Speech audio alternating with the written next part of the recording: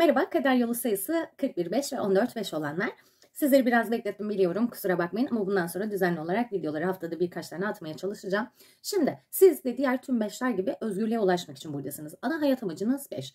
Özgürlük yani. Ama burada giderken siz 41.5'ten yani 1, 4 ve 5'in sınavlarından sorumlu olduğunuz için yaratıcı enerji, istikrar ve bağımsızlık sorunlarını aşmanız gerekiyor. Sonra özgürlüğe ulaşabilirsiniz. Bunu da ancak disipline teslim olduğunuzda gerçekleştirebilirsiniz. Ana hayat amacınıza giderken kader yolunuzda vermeniz gereken sınavlar içerisinde kendine güven, bağımsızlık ve işbirliği sizin özellikle dengeye ulaşmanız gereken alanları belirtir. Daha sonra disiplin ve odaklanma yöntemlerini kullanarak özgürlüğe ulaşmanız gerekiyor. Dediğim gibi bu tüm beşlerin aslında özgürlük ulaşması gereken nokta ama sınavlarımız farklılaşıyor. Aslında sizin 1 ve 4'ten gelen şanslı bir yanınız var. Bir yaratıcı enerji olduğu için sizin mevcut özelliklerinizi güçlendirmekte. 4 de birazcık sınavlarınızı yumuşatmakta. Çünkü tüm beşler özgürlük için içsel bir dürtü hisseder ve bu mevcut anlarında hayatlarındaki bazı şeylere özgürlük sandıkları şey için feda etmelerini ya da tamamen yakıp başka bir yere gitmelerini sağlayabilir. Ama siz de 4'te aile teması çok önemli olduğu için ve köklenme dürtünüz de olduğu için sizin buradaki sınavınız biraz yumuşayabilir. Aynı zamanda işte birden de pozitif özelliklerinizin güçlenmesi, hızlı düşünme yeteneğine sahipsiniz. Bu birden gelen yaratıcı enerjinizle birlikte birleştiğinde sizi genelde diğer insanların görmediği çözümleri görmeye itebilir. Muhtemelen hayata bakış açınız çevrenizdeki insanlardan farklı ve daha fazla çözüm odaklı. Muhtemelen herhangi bir sorun olduğunda ilk yanına ulaşılan kişilerden birisiniz. Başkalarının sorunlarını çözmeye çalışıyorsunuz. 4. İçten içe size bir aile olma, köklenme duygusu getirir. Bu iyi bir şey ama aynı zamanda 4 size negatiften hazırlıksız olarak herhangi bir konuya veya işe başlama eğilimi de gerçekleştirir. Yani sürekli işlere yalapşap doğru kelime olur mu bilmiyorum ama sanırım böyle fazla hazırlanmadan yalapşap aniden herhangi bir işe kendinizi atabilirsiniz. Çünkü birin verdiği bir dinamik enerji var. 4'ün verdiği odaklanma problemiyle birleştiğinde bu sizin için biraz sorun olabilir. 41.5'leri ve 14.5'leri birlikte anlatıyorum ama çok ufak farklılıklar var. Kısaca bu farklılıklardan bahsedeyim. Şimdi siz eğer bir 14.5'seniz eğer muhtemelen çok fazla analitik zihne sahipsiniz. Bu bir yetenek. Çok detaycı olabilirsiniz ama unutmayın, kader yolu sayılarının pozitif etkileri negatifleriyle beraber gelir. Yani siz fazla analitik bir zihne sahipsiniz. Bu inanılmaz bir yetenek ya da öngörü verebilir size. Ama aynı zamanda bir konuya veya olaya saplanıp kalma, fazla detaylarda boğulma gibi negatif özellikler de verebilir. 41.5'ler için ise inanılmaz fazla bir yaratıcı enerjiniz var. Ama bu yaratıcı enerjiyi doğru zamanda, doğru yerde kullanmazsanız eğer uyuşturucu, seks, fazla yeme ya da duygusal bozukluk gibi anlık zevk veren, haz veren ya da tatmin hissettiren şeylere çekilme eğiliminiz olabilir. Grubun da 41.5'lerinde, 14.5'lerinde en can alıcı özellikleri çekicilikleri ve keskin zekalarıdır. Muhtemelen siz çevrenizde parmakla gösterilen farklı düşünce yapılarına sahip çok çekici insanlar olarak adlandırılıyorsunuz. İki grubun da negatif özelliğini söylemek gerekirse iki grup da dikkat dağınıklığına, odaklanma problemine meyillidir. Çok fazla şey yaratmaya çünkü meyillidir aslında. Bir anda çok fazla şey yapmak isteyebilirsiniz. Doğal olarak bir zihin dağınıklığı yaşayabilirsiniz. Şimdi 5 zaten bir şeyden diğer şeye sıçrama eğilimindedir. Birden 5'e gitmek tıpkı ateşe benzin dökmek gibi aslında. Dikkat dağınıklığı ya da hevesinizin çabuk kaçıp işte ayran gönüllü gibi bir işten bir işe, bir insandan diğer insana atlamak gibi ya da isteklerinizin sık sık değişmesi gibi durumlar yaşayabilirsiniz.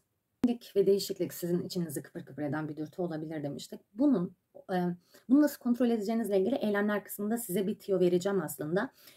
Ama unutmayın, bu değişiklik isteğinizi ya da ihtiyacınızı baskılamanız anlamına gelmiyor ya da yok saymanız anlamına gelmiyor. Sadece bunu farkında olup dengede kullanabilmek önemli olan. Çünkü bu yeni şeylere olan merakınız, öğrenme hevesiniz, farklı şeyler deneyimleme isteğiniz aynı zamanda sizin yine bir pozitif özelliğiniz. Sadece bunu doğru ve zamanında yönlendirebilmek, bunun için belirli pratikler yapmak gerekiyor. Eylemler kısmında çok işinize yarayacak bir yöntem söyleyeceğim size. Şunu aklınızda tutmanız gerekiyor.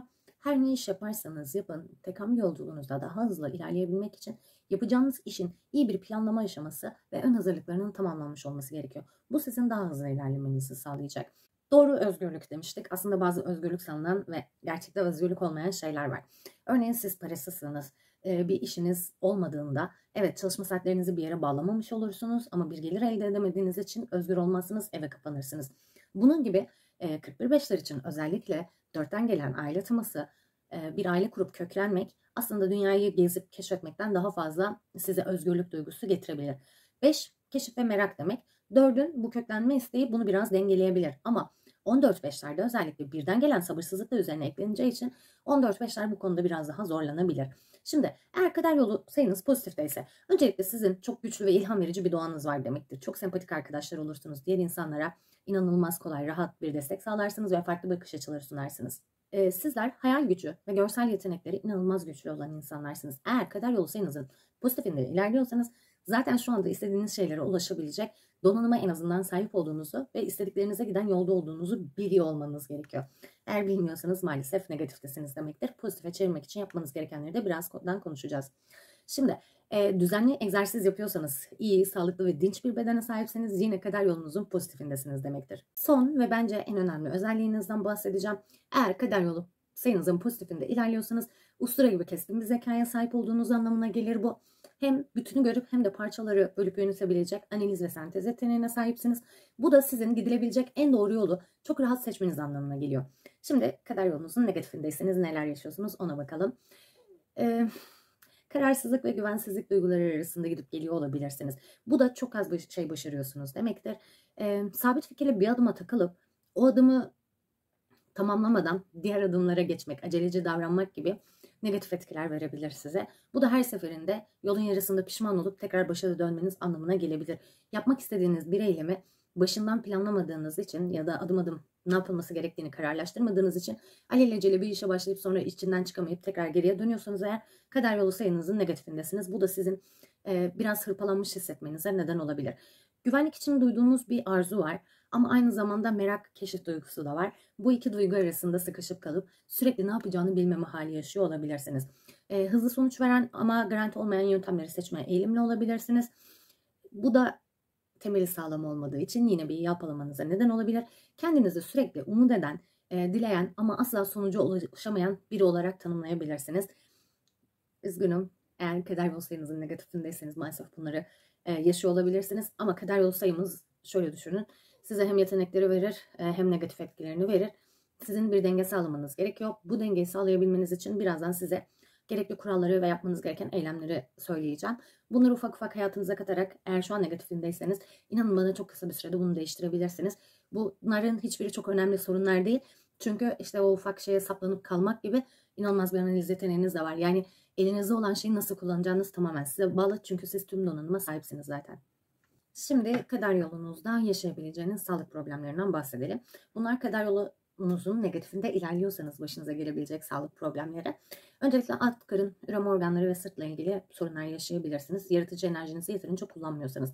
Eğer böyle bir probleminiz varsa herhangi bir bölgenizde lütfen yaratıcı enerjinizi yönlendirebileceğiniz resim çizmek, müzik aleti çalmak, yeni bir fikir üretmek, herhangi bir yaratıcı enerjiyi kanalize edebileceğiniz enerjinizi bir hobi bulun ya da işinizle ilgili farklılaştırın işinizi. Biraz içinde yaratıcı enerji barındırsın. Şimdi dedik ki sizin inanılmaz canlı ve enerjik bir yapınız var. Çünkü yaratıcı enerjiniz çok kuvvetli. Ama aynı zamanda biraz kontrolsüz ve sabırsız olabiliyorsunuz.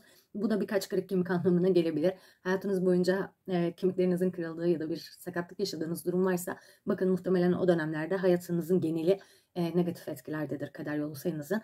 Karışık ve depresyona eğilimli bir zihniniz var. Çünkü dediğimiz gibi fazla düşünme, analiz etme sorununuz var. Eğer siz bunu pozitifte kullanmıyorsanız herhangi bir negatif olaya da inanılmaz takılıp bunu kendinizi biraz depresyona eğilimli hale getirebilirsiniz. Sinir sisteminiz üzerinde gerçekten bir kontrol sağlamanız gerekiyor. Öğünlere atlama ya da acele yemek yeme. İki aşırı uçta salınıyor olabilirsiniz. Sizin bu yüzden düzenli bir beslenme alışkanlığı edinmeniz lazım. Bunu edinebilmek için özellikle aşırı yemek yeme gibi bir probleminiz varsa bu yine yaratıcı enerjinizin önünün kesildiği anlamına gelir. Normalde egzersiz yapmak ya da ağır spor yapmak insanları çok acıktırır. Ama eğer siz bir 41-5 veya 14-5'seniz ve fazla yemek yiyorsanız muhtemelen bu yaratıcı enerjinin önü kesildiği içindir. Bir deneyin lütfen. Düzenli enerjiyi boşaltmak için egzersiz yapın. İnanın bana mevcutta olduğundan daha az yemek yemek isteyecek canınız. Çünkü vücudunuzun ve kader yolunuzun size sunduğu bir avantaj ya da dezavantaj diyebilirim buna. Hız ve kuvvet gerektiren yarışmalar, su sporları daha hem zihin açısından sakinleşmenizi sağlayabilir hem yaratıcı enerjinizi boşaltmanızı sağlayabilir. Bunları deneyebilirsiniz. Şimdi de 41-5'lerin ve 14-5'lerin olası ilişki problemlerine biraz bakalım. Öncelikle dediğim gibi aile hayatını ve değişiklik isteğine aynı oranda çekileceğiniz için biraz pastam dursun ama karnım da doysun mantığına gidebilirsiniz. Aldatma eğiliminiz olabilir. İçsel olarak yaşadığınız bir güvensizliği karşınıza rekabetçi yapınıza birleştirerek karşınızdaki insana biraz küçümseyici ve zorlayıcı davranabilirsiniz. Buna dikkat etmeniz gerekiyor.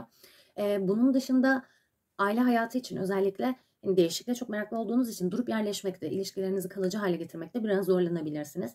Şimdi zaten çok dinamik ve çekici bir enerjiniz var. Bu yüzden muhtemelen ilişki kurmakta zorlanmıyorsunuz. Sadece ilişkileri sürdürmekle ilgili sorununuz olabilir. Güvensizlik problemini aşarsanız eğer muhtemelen çok gürültülü ve şaşalı bir cinsel hayata çekilebilirsiniz. Aslında güvensizlik sizi durdursa da siz bunu farklı bir yerde yeniden deneyimleyebilirsiniz. Yani genel olarak cinsel hayatta renkli kişiler olmanız gerekiyor.